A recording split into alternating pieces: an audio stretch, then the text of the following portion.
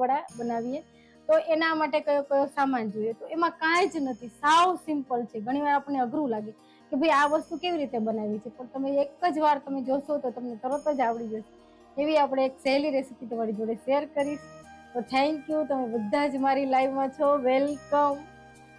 તો આપણે છે ને પાટણના દેવવડા બનાવવાના છે, તેના માટે આપણે લોટ બાંધવાનો છે. તો આપણે લોટ બાંધવામાં કયો લોટ લેવાનો છે, તો એમાં આપણે મેંદાનો ઉપયોગ કરવાનો છે. હંમેશા આ દેવવડા બનાવવા માટે આપણે મેંદાનો જ ઉપયોગ કરવાનો હોય છે. તો એના માટે છે ને મેં મેંદો લીધો છે. તો મેંદાને છે ને હું થોડો ચારી લઈશ, કારણ કે આપણે પેકેટનો મેંદો લઈ છીએ ત્યારે હંમેશા તમારે લૂઝ જે મેંદો આવે એનો ઉપયોગ નહીં કરવાનો, પેકેટનો સારો મેંદો આવે તેનો જ ઉપયોગ કરવાનો. તો અત્યારે કેટલો લઈશ હું, 250 ગ્રામની આસપાસ મેંદો લઈશ.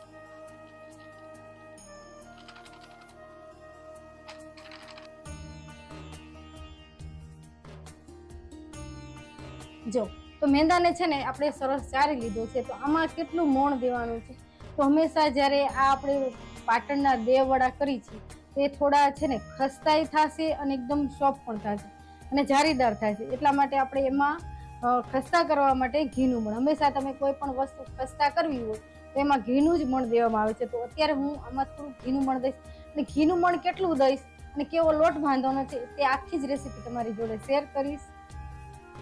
તો એના માટે છે ને આપણે 1 ચમચો અત્યારે હું ઘી એડ કરું છું. તમે જો, અને ઘી અત્યારે તો અનમાને જ એડ કરશું, હું તમને બતાવીશ કે કેટલું આપણે ઘી એડ કરવાનું છે, ખાસ બતાવીશ હું. આપણે જ્યારે મુઠ્ઠી પડતું મણ દઈ એનાથી પણ થોડું વધારે હોય છે.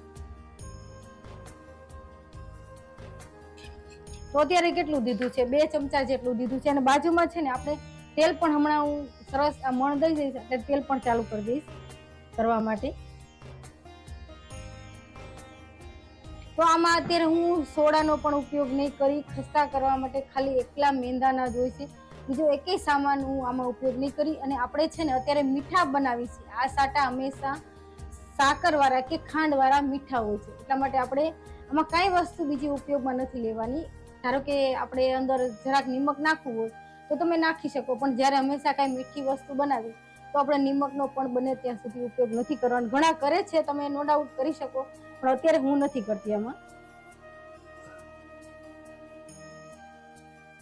જો હું તમને બતાવું છું. તો અત્યારે છે ને જો મેં અંદર મણ દીધું છે, પણ હજી જે આપણે અત્યારે તમે પૂરી બનાવો જ્યારે કે મેંદાની પૂરી, તો એમાં આટલું મણ ચાલે, પણ અત્યારે આપણે મીઠા સાટા બનાવી છીએ તો હજી આમાં થોડું મણ જોશે ઘીનું.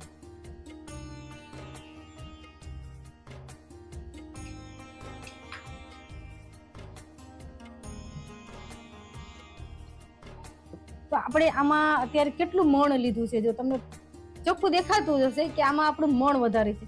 તો તમે જો આ મુઠ્ઠી વાળો છો તો પણ ખુલતી નથી. આ છે ને એકદમ સરસ જ આટલું ઘીનું ખસ્તા કરવા માટે મણ દેવાનું, તો જ તમારા છે ને અંદરથી એકદમ જારીદાર અને સોફ્ટ સરસ મજાના આપણા દેવવડા થાય, કે પછી તમે મીઠા સાટા પણ કહી શકો.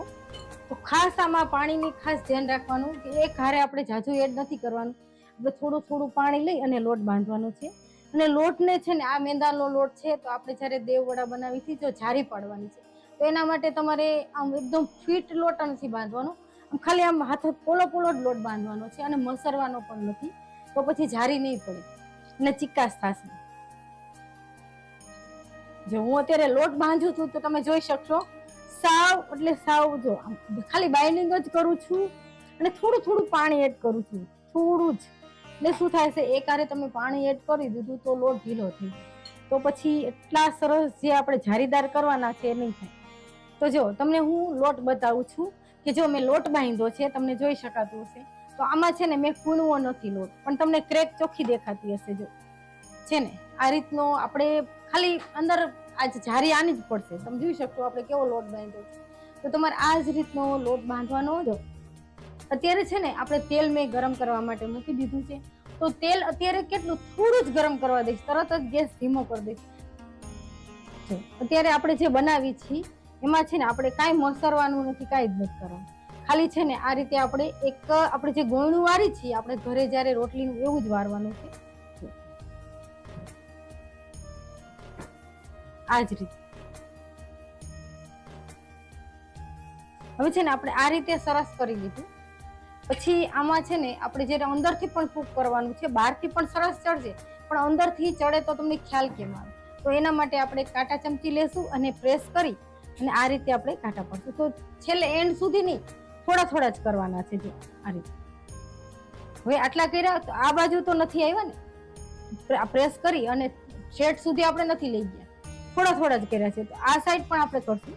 તો બંને સાઈડ થી આ રીતે થોડા થોડા આપણે કાંટા પાડી લેવાના, આકા પાડી લેવાના છે. તમે જોઈ શકશો હું કેવા આકા પાડું છું. તો ગેસની આંચ આપણે ચાલુ કરી દીધી છે. આપણે તેલ પણ ગરમ કરવા માટે મૂકી દીધું છે. તો પહેલી જ વાર તમે બનાવશો તો પણ સરસ બનશે.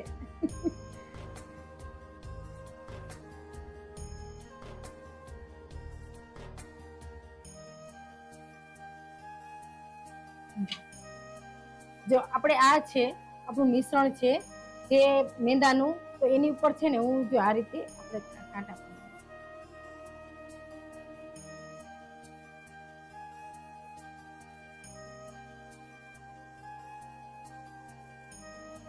જો તમને આ પ્રોપર દેખાતું હશે કે હું નાના નાના આ રીતે કાંટા ચમચીથી આંકા પાડી લઉં છું. એટલે તમે છે જ્યારે પણ તેલમાં તરો ત્યારે સરસ તરાય, અંદરથી પણ સરસ તરાય. એટલા માટે ગેસની આંચ મેં અત્યારે સાવ ધીમી કરી દીધી છે.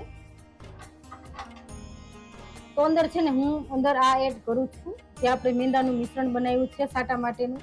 તો તમે જોઈ શકશો એકદમ ધીમી આંચ રાખી છે, એને ટચ પણ નથી કરવાનું.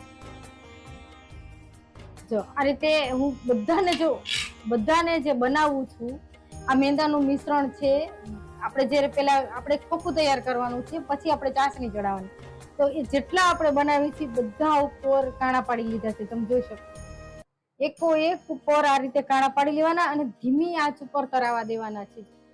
અત્યારે આપણે એને ટચ પણ નથી કરવાનું. આપણે આ રીતે જ આપણે જો તમને એમ લાગે કે ના નીચે ચોટશે કે કઈ થશે, તો તમે આ કઢાઈ છે ને સેજ આમ હલાવશો. જો ધીમા તાપે સરસ તરાઈ છે. જો તમે જોઈ શકશો જે આપણે છે ને હવે છે જ આપણે ગેસની આંચ થોડી હવે ફૂલ કરી નાખશું. અંદર સરસ જાળી પડી ગઈ છે. જો હવે આપણે છે ને પલટાવવા હોય તો પણ પલટાવી શકાય.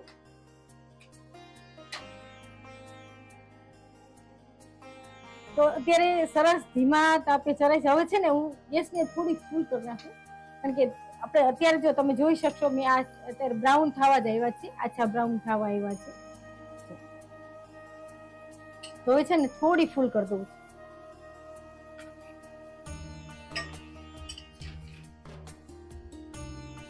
ને આપણે હવે આમાં ખાંડની ચાસણી પણ કરવાની છે. તો એ કેટલી કરવાની છે તે પણ હું બતાવું. તો આપણે લોટ લીધો હોય એટલા જ પ્રમાણમાં આપણે ખાંડની ચાસણી કરવાની છે. તો મેં કેટલો અત્યારે 250 ગ્રામ 200 ગ્રામની આસપાસ લોટ હશે મારો, તો 200 ગ્રામ જેટલી હું ખાંડની ચાસણી કરી. તમે પછી 200 થી થોડી ઓછી કરો તો પણ ચાલે, કારણ કે હું અત્યારે જે આટલી બનાવું છું 200 ગ્રામની આસપાસ બનાવું છું.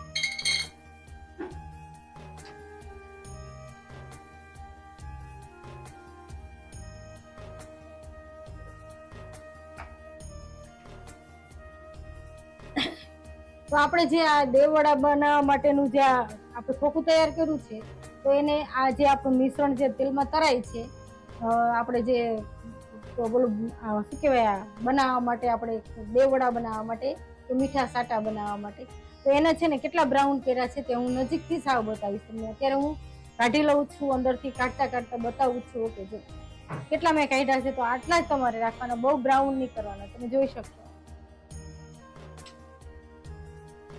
કેટલો કલર આવ્યો છે, સાવ લાઈટ જ હશે, તમને ચોખ્ખું દેખાતું હશે.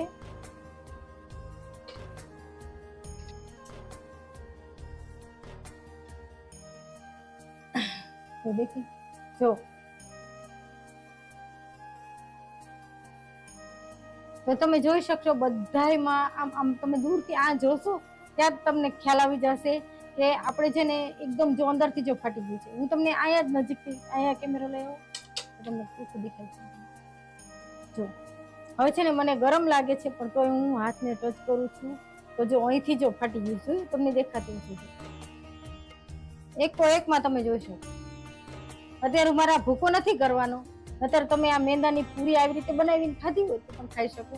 અને હું અત્યારે ભૂકો કરું ને તો સરસ ભૂકો થઈ જાય. આપણે અત્યારે ભૂકો કરવાની જરૂર નથી, મારે જે ખાંડની ચાસણીમાં બોરવાની. તો તમે જોઈ શકશો એકો એકમાં સરસ લેયર થયા છે.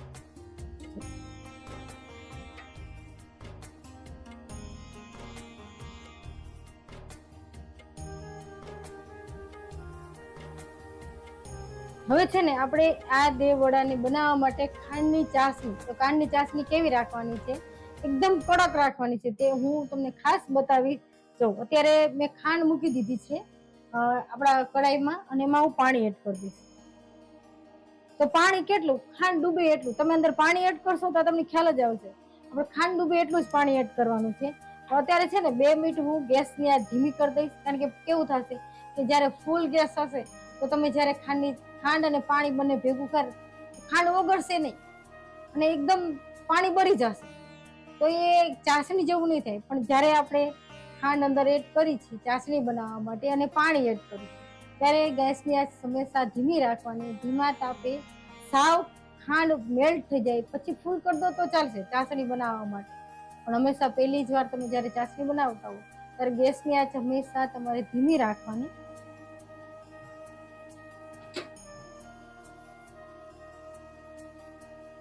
જો અત્યારે છે ને મેં ગેસની આંચ ફૂલ કરી દીધી છે, ને સરસ આપણે એક ચાસણી તૈયાર કરશું કે ચાસણીમાં આપણે આને ડીપ કરવાના છે.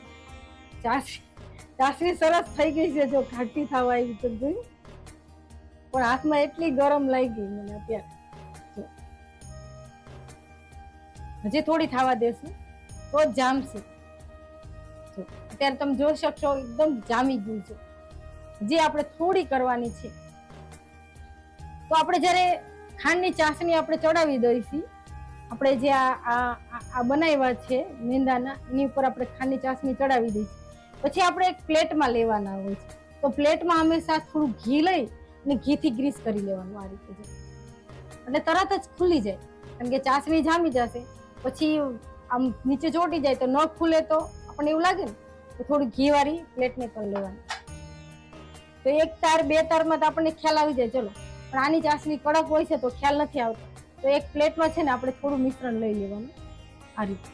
જો આ મિશ્રણ લીધું છે મેં અત્યારે, તમે જોઈ શકો. આને છે ને હું 2 મિનિટ ઠંડુ કરવા માટે રાખી દઉં.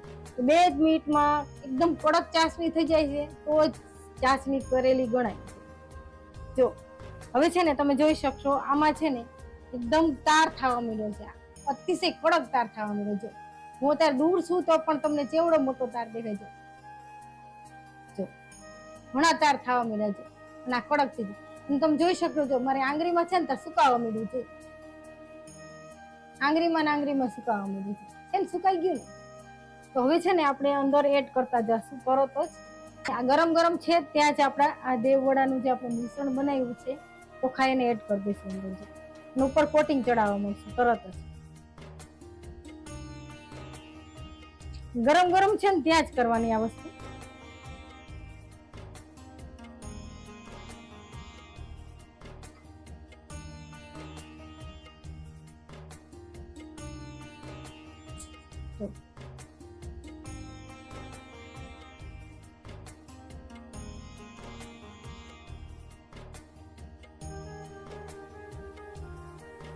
આપણે દેવવડા બનાવ્યા છે તો તમે જોઈ શકો, હજી આપણું મિક્સ તો તમે ખાંડ જામી ગઈ જોઈ, તમને વ્યવસ્થિત દેખાતું જ હશે કે અંદર કોટિંગ સરસ ખાંડની જામી છે. જો ખાંડની કણિયું છે જોયું.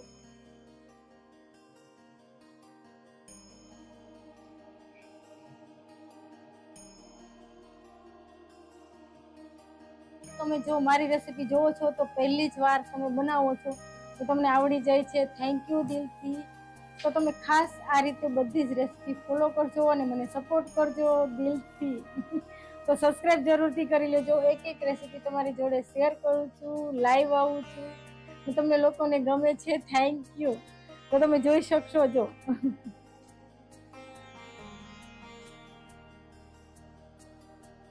તો ખાવામાં પણ એટલા ટેસ્ટી છે,